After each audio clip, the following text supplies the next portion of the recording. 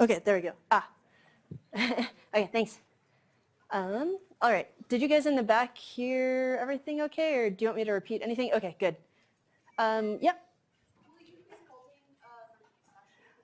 Yep. Yeah. So I'm aiming for Friday next week, like 9 to 11, hopefully in this room. I still need to confirm if that's going to work, like space-wise, with the people who do room booking, but hopefully that time slot is something I can snag a big enough room for. So, okay, and I will try to set up lecture capture for that again too. So, okay, any other questions about administrative stuff? Okay, cool. Alrighty, so where we left off last time is we're looking at ROH and how to convert the OH into a good leaving group.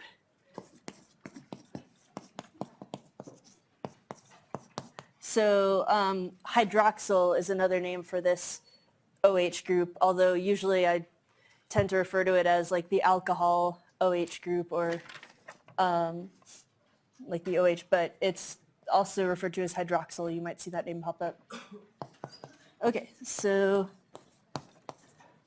if we want to turn that into a good leaving group so we can get access to a lot of the alkyl halide chemistry from the last chapter, treat OH as something that can be kicked off the molecule and replaced easily or eliminated off. We saw one way of doing that that involves converting to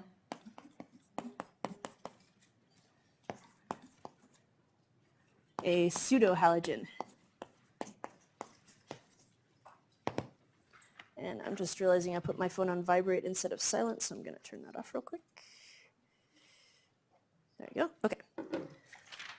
All right, so converting it to a pseudo-halogen, we saw 3 different examples of this last time. So ROTS, ROMS, and ROTF, which are the tosylate, the mesylate, and the triflate, respectively. All 3 of these O-whatevers act pretty much the same as a halogen in terms of the ability to get kicked off the molecule really easily. Okay, so then the question is, how do we actually stick that on there? In other words, how to install these groups.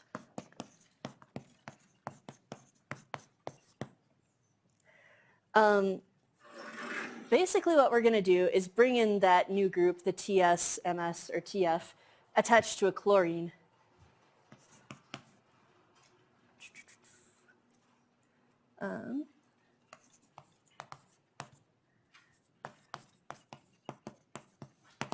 So we want to do a chlorine attached to the sulfur with a double bond O attached to whatever R group is on there, either like a methyl or a trifluoromethyl or an aromatic ring with a methyl on it.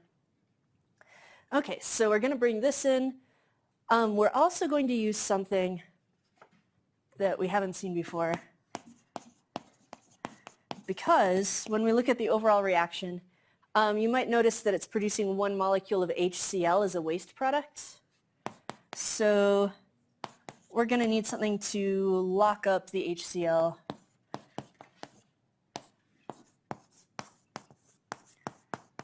Because if HCl is around, we already know that it might come around and do like substitution or elimination. Well, maybe not elimination, but it'll mess things up for our alcohol because we know acids can do acid catalyzed elimination pretty easily. So what we typically use for this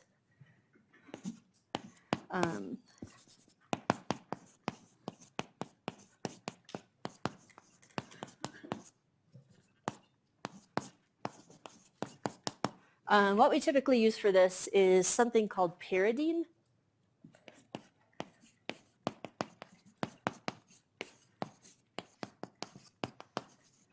Which looks just like an aromatic ring,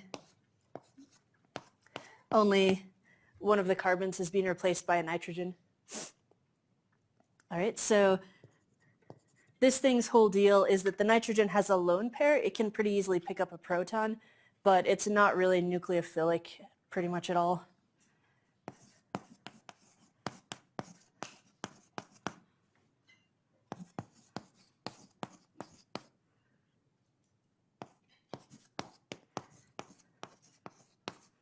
So it won't react with whatever tosylate or mesylate or triflate that we made. So this whole thing's deal is pretty much just think of it as like an HCl sponge. It just soaks it up and gets it out of the way so it doesn't cause problems. Okay, so we might see it written on the arrow as pyridine. We might see it drawn out structure-wise. You won't have to draw it from scratch, but you should recognize it when you see it. You might also see it written as just pyr on the arrow. Okay. So that's pretty much all you need for these like installations of whatever group. You take ROH and react it with, say, mesyl chloride and pyridine.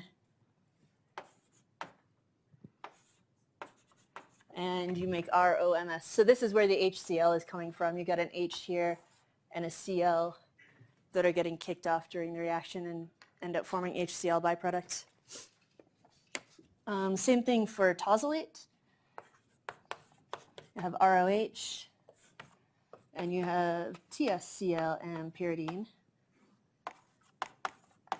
And you install the tosylate that way. Okay, so triflate's just a little bit different. The chlorine on there is like a little too unstable for this to work really well.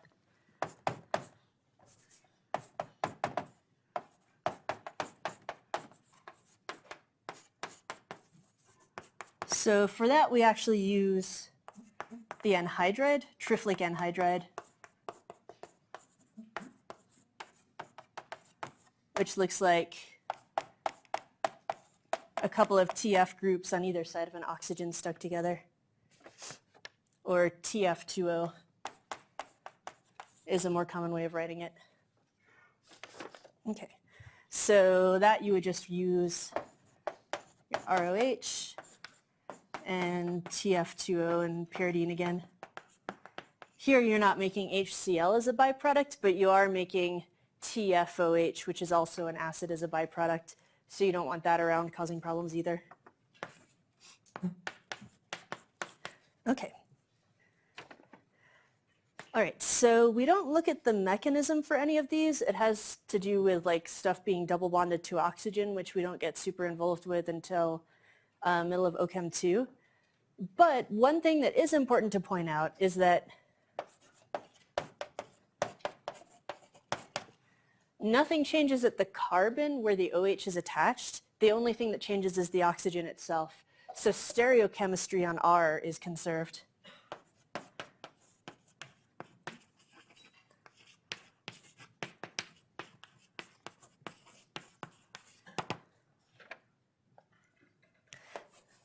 So if we have like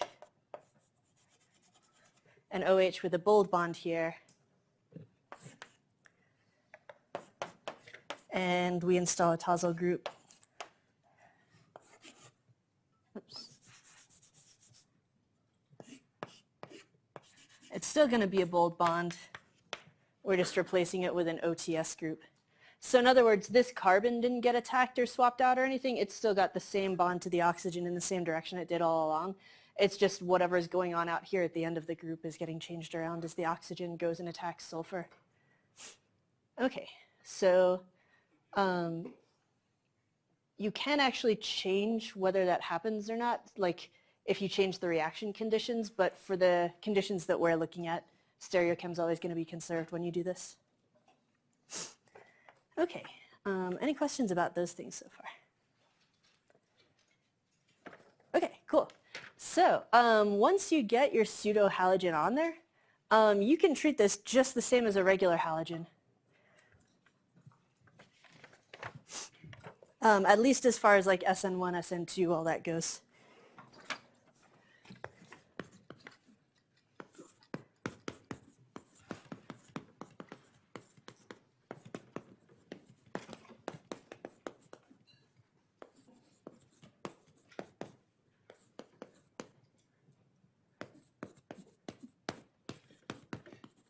So we can treat it like any other alkyl halide for substitution and elimination reactions. So basically, you can throw it in the same box as like all the other alkyl halides we've been dealing with so far.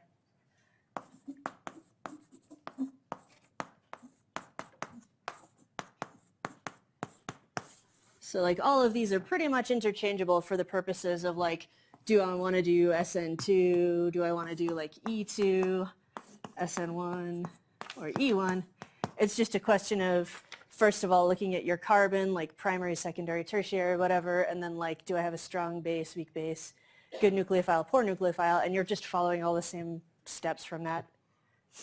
So it's a pretty good way to like take advantage of stuff that we've already covered just by tweaking the OH group a little bit.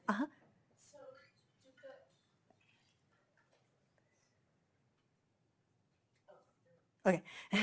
Yeah, so this is not like SN2 comes out of ROMS specifically. It's like anything in this box can do any one of these four reactions depending on what the R is and what you're reacting it with. Okay. Note that this only applies to like the SN and the E reactions. Like the other stuff that we did at the end of the chapter doesn't really work with these. Like you can't do radical halogenation kind of reactions with like an OTF group. Just because some other stuff happens within like that more complicated looking group that doesn't happen with halogens. You can't do Grignard formation off of these. You can't do, what else did we cover? Oh, you can't do like carbene formation off of these either. It's pretty much just the SNs and the Es. Okay. So any questions about those? Okay, cool. Alrighty, so I guess if you are trying to pick between any of the methods that we're covering in this chapter of like how to make the oxygen be a good leaving group, tosylating, or Tosyl and friends, I guess, like should be kind of your first pick because it's pretty hard to go wrong with these. You have a lot of control over how you use them. Whereas with like acid catalyzed stuff, you have to worry about like carbocation rearrangements. Plus it's just pretty rough on whatever other functional groups you have on the molecule. For the time being, we've pretty much only reacted with like alkyl halides and alkenes, but that's already enough that we could see some problems. So just to sort of branch off a little bit from what's in the notes.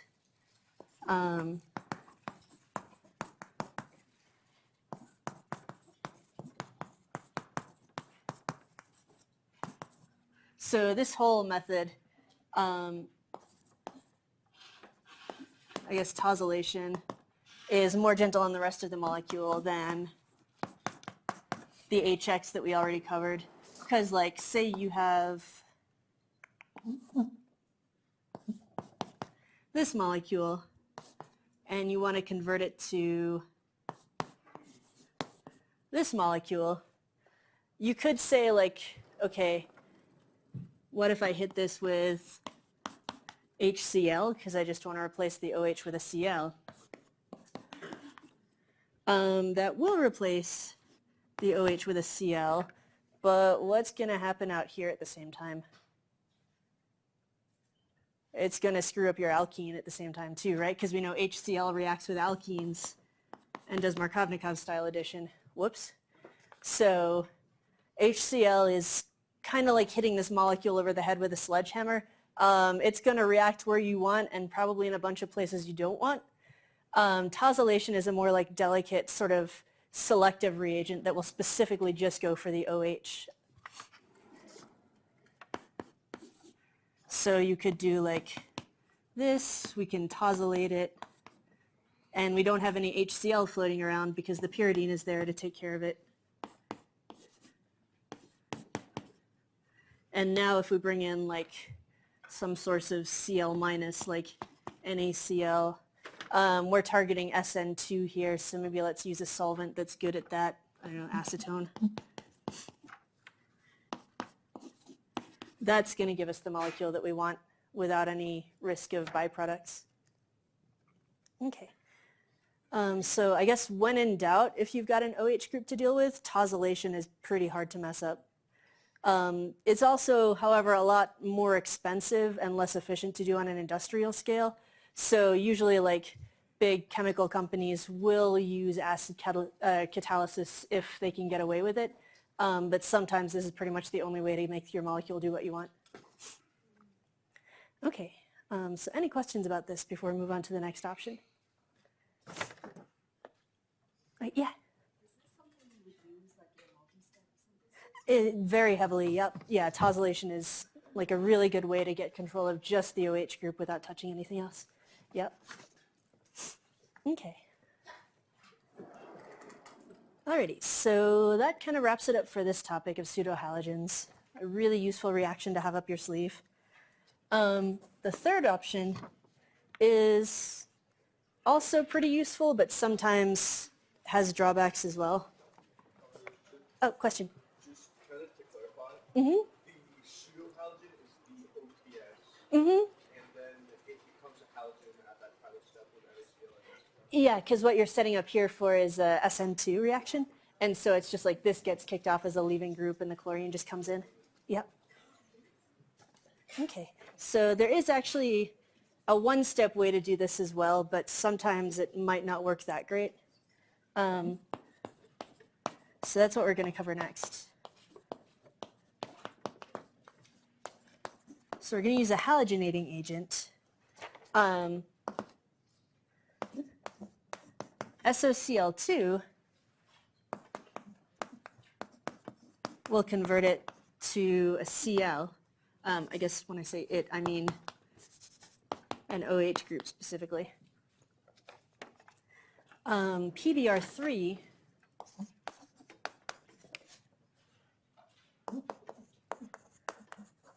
will convert an OH to a Br, unsurprisingly. There is actually a newer, nicer to work with version of this that's a little bit more complicated, which is Ph3 Pbr2. So it's still a phosphorus with a couple bromines on it, but this one you'll notice the phosphorus is actually violating the octet rule. It's got 5 total bonds on there, which is okay for phosphorus. Here it's just sort of obeying the octet rule. Okay.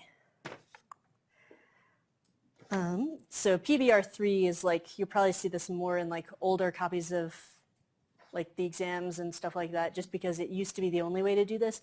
But it's also a really noxious, smelly liquid that sucks to work with, so this is like a nice, manageable powder. Okay. So these will straight up replace the OH with whatever halogen, but they'll do it with inversion of stereochemistry.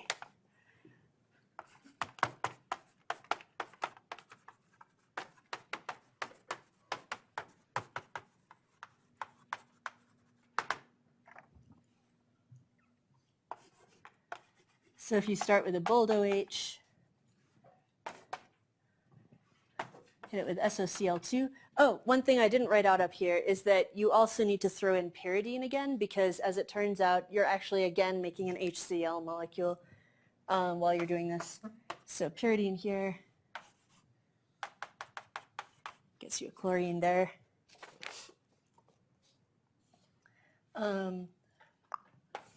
Actually, I guess you just need the pyridine with SOCl2 because that's where the HCl gets formed. Here, it's still going to invert, but you don't need pyridine around.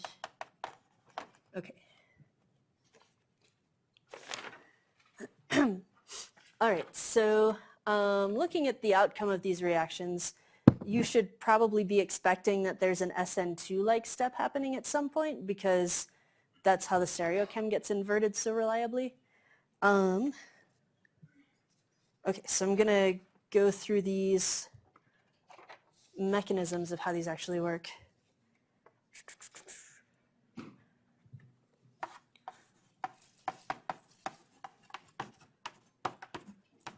But here's sort of a general gist of it first. So for both mechanisms, the oxygen gets attached to the sulfur or phosphorus in some way.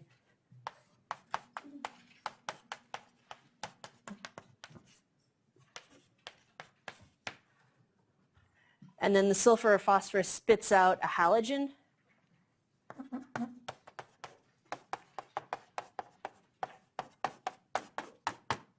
And then that halogen comes around and does SN2 on the carbon and kicks out the oxygen and whatever the sulfur or phosphorus molecule is together.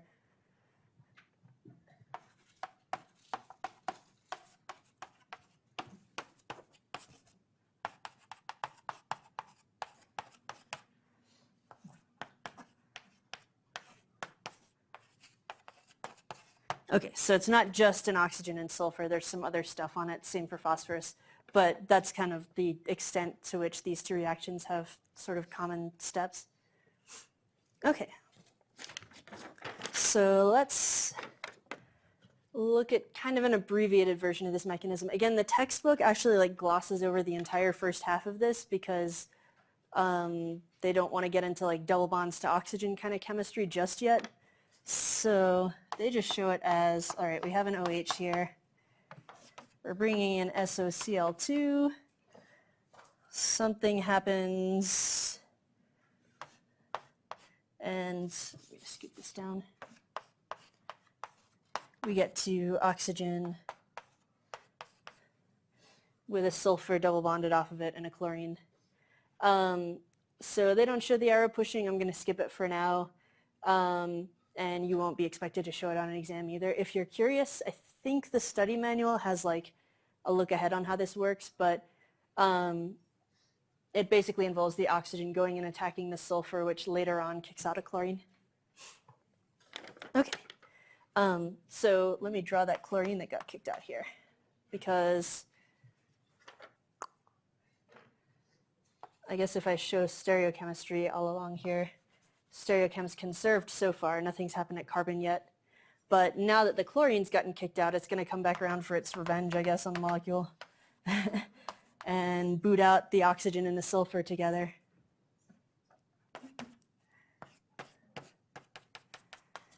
Which, if you redraw it with like the same layout but different stereochemistry, you can see that it's gotten inverted here. Okay, an interesting kind of side note on this one is that because you're kicking out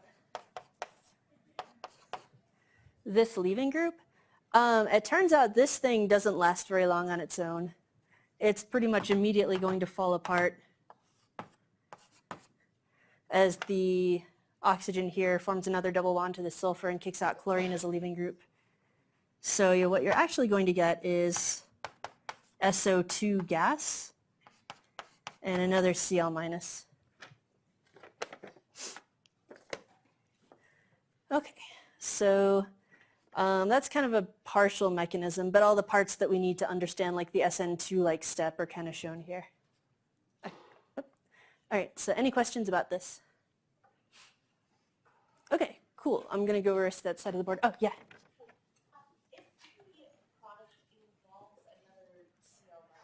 Mm-hmm. Does this reaction like speed itself up? No. I think it's not like a runaway reaction kind of, and I think that's because like after the first step, like kicking out the like oxygen sulfur group is pretty favorable because you're generating a gas, so like entropically it's really favored. Whereas like if this second chlorine came around and tried to do SN2, it'd just be kicking out another chlorine, which is energy neutral. So I think like the first time that something gets swapped out at carbon is really favorable, and then anything after that is like just completely meh energy-wise. So yeah, I think you don't have to worry about like runaway reactions on this as far as I know. But you do have to worry about outgassing. So this like gets pretty, I don't know, bubbly if you let it run too quickly. So. Okay, so.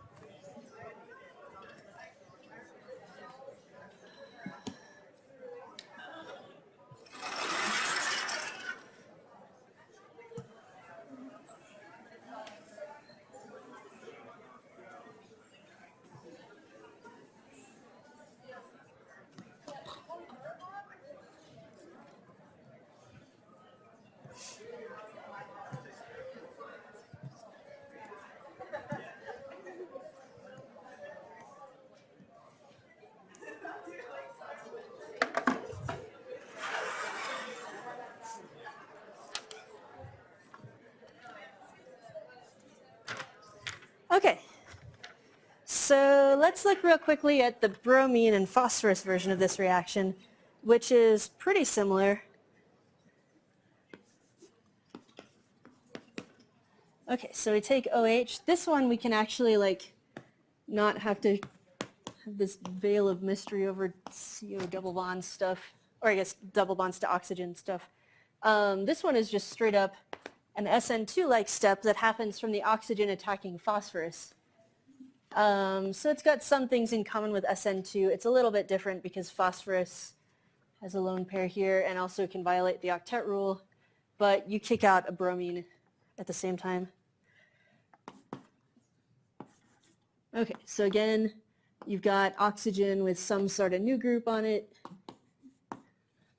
In this case, Pbr2. Oh, and we still have an H on there that we haven't cleared up yet. Okay, so, oh, I'm sorry, if I'm showing stereochem, I may as well show oxygen bold here. Okay, so now again we have whatever halide that we've kicked out, in this case Br minus, that comes back around and does SN2 on the carbon. Question? Yeah, so it's right below nitrogen in the periodic table, so if it's obeying the octet rule, it actually has 3 bonds in a lone pair, just like nitrogen would. Yeah, if it's violating the octet rule, like the Ph3 Pbr2 up there, then it doesn't have a lone pair though. So yeah, if you go through, you can like draw them out and calculate formal charge, but yeah, we won't get too much into it yet. Okay, so Br minus comes around, does SN2 on the carbon, boots out the entire oxygen phosphorus deal. And as far as our main molecule is concerned, we're done now. We've completed an SN2-like step. And we've also kicked out this molecule.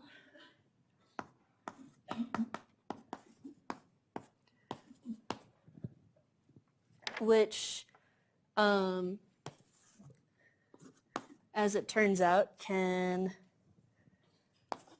rearrange itself a little bit through a mechanism we're not really going to look at, but phosphorus actually really likes having a double bond to oxygen. That turns out to be sort of a key point in a reaction that we'll see like partway through OChem 2. Phosphorus and oxygen really like each other, so they're going to rearrange so that they have a double bond, and then phosphorus is breaking the octet rule. Okay, so any questions about that one? Mm-hmm. Oh, sorry, yeah, way in the back. You may have already explained this, so I'm sorry, but why are we not using pyridine for the Yeah, so I guess in this case we don't actually make any like HCl or any acidic byproducts. Like there's no acidic proton on any of this that comes off, but over here we're generating, I guess like Cl minus, but also, okay, so I guess this is the drawback of the book not actually showing like what's happening in this step. They may as well just write like magic on the arrow. But one other thing that happens during this step is we're also losing an H+. And so the H+ that's lost here, which is off of the oxygen, and the Cl over there means we're making HCl overall throughout the reaction. So pyridine is kind of a necessity to get that out of the way. Whereas over here, we don't actually have that going on, and we can see the whole thing, and like there's no acidic proton that comes off at any point. So here we're actually in the clear. Yeah, I don't think anything bad would happen if you included it, but it's not necessary either.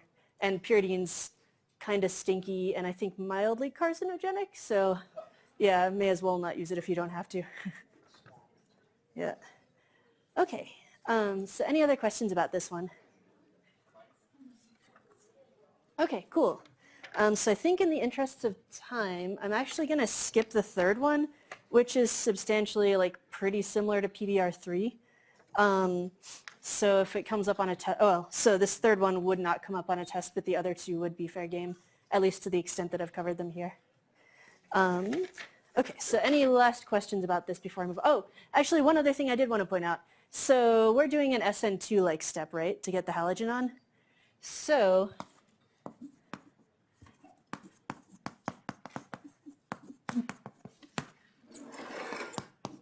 if I'm trying to do this reaction with like an OH here, how well is that going to work? Not, right? Like I can't do SN2 on this thing. So that's kind of the downside of doing it this way, is even though it's a nice one-step way to replace your OH group with an X or like a Cl or a Br, it's only kind of limited in application because you can't do it on places where SN2 is not an option.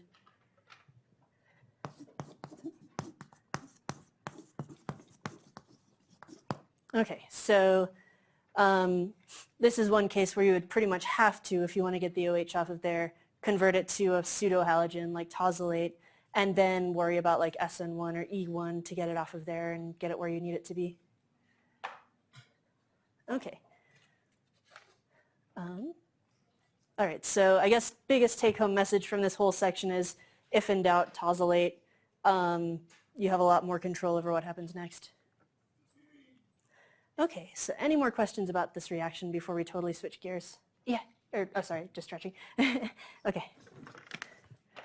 Okay, so all that we've covered from this chapter so far is pretty much like how do we make an OH group pretend it's a halogen or become an actual halogen, which lets us get access to the chapter 9 chemistry stuff.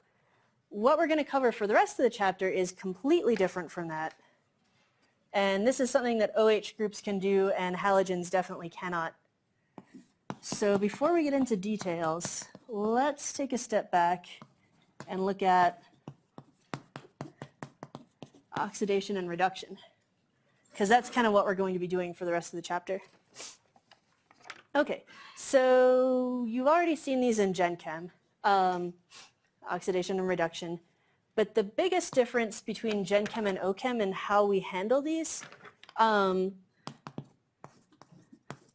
in Gen Chem, which is more to say in inorganic chemistry, like transition metal heavy stuff,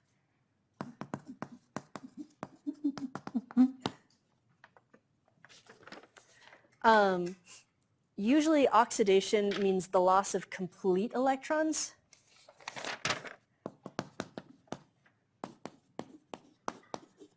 And reduction is the gain of complete electrons.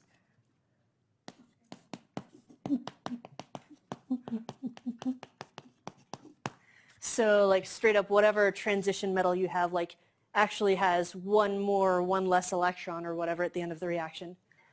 In organic chemistry, it's a little bit more of a gray area. What we're more looking at is,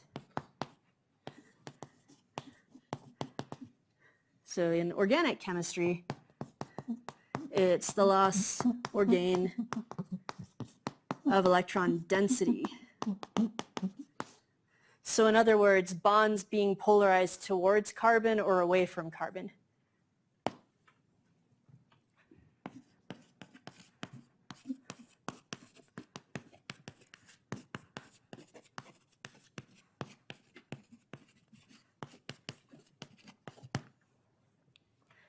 Okay, so in other words, we're sort of in the iron grip of the octet rule. Carbon is always going to have 4 bonds total.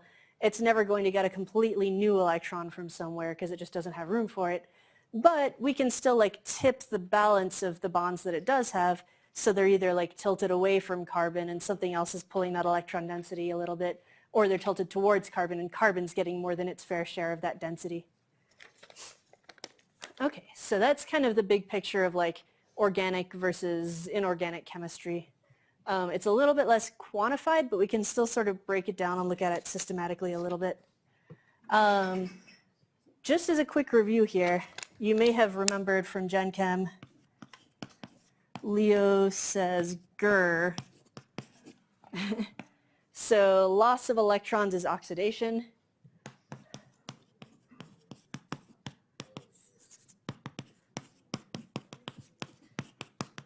And gain of electrons is reduction. You may also have seen it as oil rig. Okay, that's, yeah. So oxidation is loss, reduction is gain. But they're both the same thing. Oxidation means that electron density in the case of organic chemistry is getting pulled away from the molecule. So these acronyms, or like these mnemonics, still apply. It's just now we're looking at partial like charges instead of full-on charges. Okay.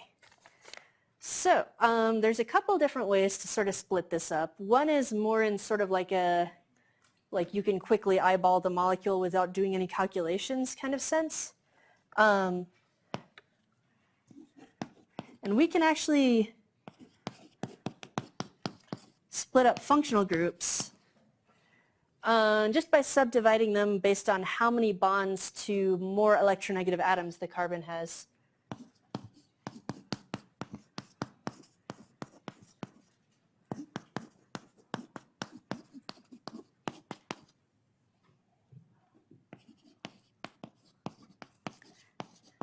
So more electronegative atoms is usually going to be oxygen or halogens.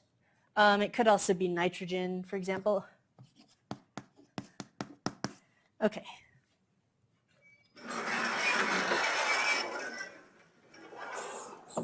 Okay, so we can straight up, let me split this into fifths.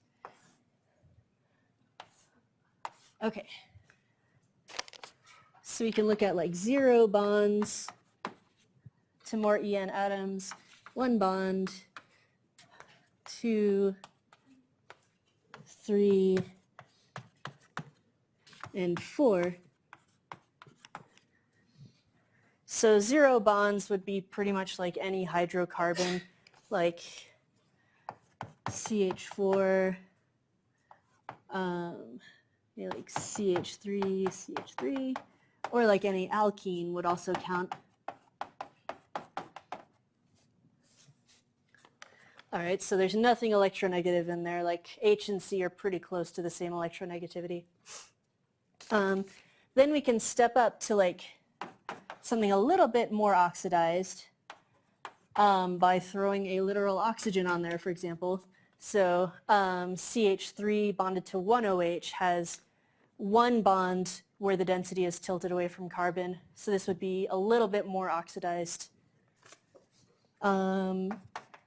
Same thing if we stick a halogen on there instead. These two, we would say, are in the same oxidation state as each other. Then we can step up one more and look at like carbon with a double bond to oxygen, for example, or carbon with a couple of OH groups on it, or maybe like dichloromethane is another example. All of those have carbon with 2 bonds to more electronegative atoms.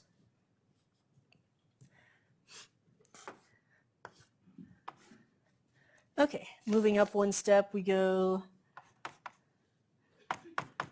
3 bonds to more electronegative atoms, so carboxylic acids, and pretty much any carboxylic acid derivative is also in this.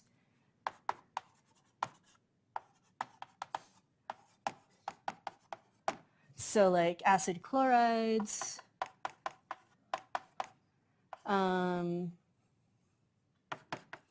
any kind of nitrile would also count. That's 3 bonds to a more electronegative atom. And also chloroform is in this category as well. So HCCl3. All of these have 3 bonds to more electronegative atoms. Okay, and then finally we get to 4 bonds, which is kind of a limited set because if there's 4 bonds from carbon to more electronegative atoms, then you can't have any carbon-carbon bonds, which really hampers your ability to build up bigger molecules. So like CO2 is one example. Carbon tetrachloride is another one that we've seen. But this is a pretty small set and not really useful for most things. Okay, so you may actually notice that the general order of this entire textbook that we're covering kind of starts at the less oxidized state. Like we spent a while on alkanes and alkenes, and then we move up to like alkyl halides, and now we're in alcohols. And then like later on in OChem 2, after like messing around in the middle with some other like aromatic ring stuff, we get up to like carbonyls and stuff with 2 bonds to oxygen. And then we spend a while in like the carboxylic acid derivative stuff. There's like plenty of pauses while we look at stereochem and other kind of underlying theory, but this is kind of like a general roadmap for the entire like 2-semester course for OChem actually right here. Okay, so this is kind of a really quick way to eyeball like what's changed on your carbon during this reaction. Like if you start with 3 bonds to oxygen and you go down to 1 bond to oxygen, like that's pretty obviously going this way is a reduction. And if you start with 1 bond to oxygen and you end up with 3 bonds to oxygen, that's an oxidation because you're adding more oxygens a lot of the time, hence the name. So this is kind of a quick and easy way to eyeball like what is actually changing for carbon. Okay, so any questions about this so far? Okay. Do I have time to get into the next topic? Yeah, I'll start a little bit on it. It's part of the same topic, but just like formalizing this a little bit more. Okay, so this is kind of a quick way to eyeball it. We can actually go into like a formal oxidation state kind of stuff like we did in Gen Chem.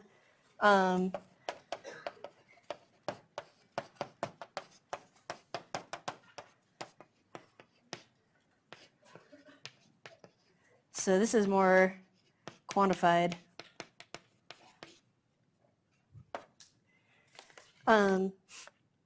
So here you're pretty much just adding either a +1 if the atom has a bond to a more electronegative atom,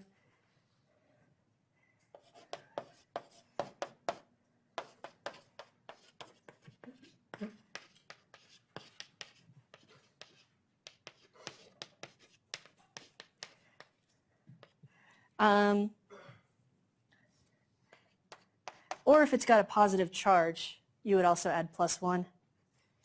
I'm going to add -1 for every bond to a less electronegative atom or a negative charge. And we're going to add 0 for every bond to an equally, in other words, the same atom.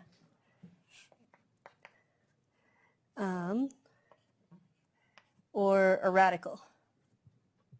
Okay, so I'm just going to go over here so I don't have to erase the other side of the board.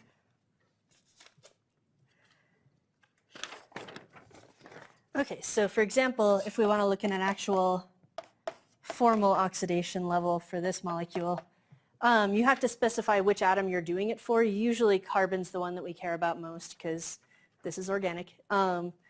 So for the carbon here, it would be 3 times +1, because it's got 3 bonds to oxygen, plus 1 times -1 gives you a +2 formal oxidation level. If you've got CO2, it would be 4 times +1 gives you +4. If you've got methane here, it would be 4 times -1 gives you -4. All right, so you're still going to come to the same conclusion ultimately. Like if you start out with methane and you end up at CO2, you're going way up in oxidation level. It's just this is letting you pin some actual numbers on it. But a lot of the time you don't actually have to go through the business of figuring out the actual oxidation level. You can just eyeball it and say, okay, it has more bonds to oxygen than it did before, therefore it's an oxidation. Okay, so that's a good place to wrap up there, and I'll pick this back up on Monday.